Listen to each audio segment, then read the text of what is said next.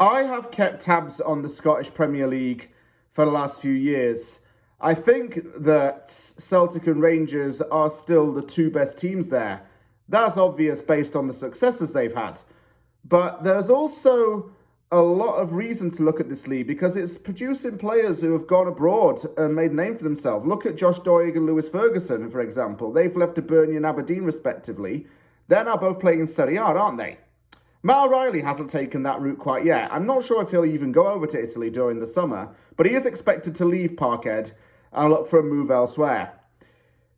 I can tell you this, whoever gets Riley is getting a midfielder who is so unique in his gaming style, it's free for a manager to experiment with him and put him wherever within that midfield unit.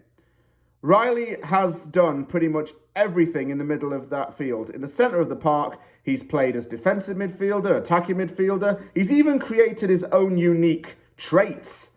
And that's what makes him stand out and makes him the player that Celtic fans love.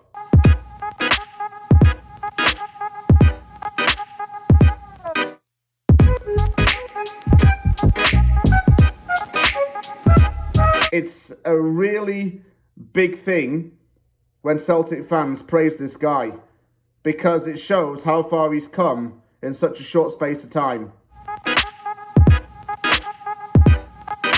Matt O'Reilly has Danish and English citizenship. He played for Fulham's academy and moved to the MK Dons in 2020. While he was with the Dons, he scored 10 goals in 49 games. In January 2021, he moved to Celtic for a fee of £1.5 million. It was such a bargain signing. That is virtually nothing, yet Celtic got the maximum potential from him. He got to experience Champions League football, playing against Real Madrid, and even played in the Europa League. And, as I said earlier, he's won 2 Scottish Premier League titles and has been very impressive for Celtic. Postecoglou's managed to find the right footing for O'Reilly in a team where the football's very attacking, energetic and exciting.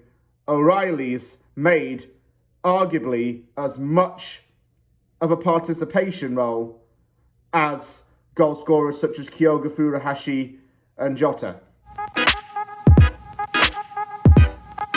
Ange Postecoglou's tactical sense and managerial philosophy have rubbed off O'Reilly greatly. While he was with the MK Dons, he was used to playing in a right midfield 3, but under Postecoglou, he started to act as an assistant attacking midfielder in a 4-2-3-1 formation. He became a presser in a high block and in defensive shaping. And I'm going to explain a little bit as to why this was quite unique. He showed a very strong understanding of where he needed to cover and generally put himself in a position where he presses towards the team's defence but keeps an eye on the pivot or the players behind. So even if there's a very wide gap between the two opponent players, he's positioned himself about 75% of the way away from the player furthest away and 25% towards. Because the 25% towards is going to feel under more pressure at that point. He then focuses his attention to the player behind him. And that way, he's able to manage his own little area.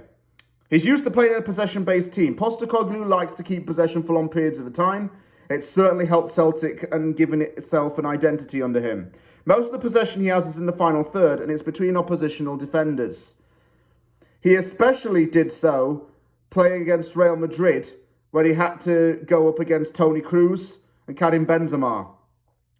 With Kroos, he was asked to press him a lot in Celtic's own half. It was quite successful, even if Celtic lost that game.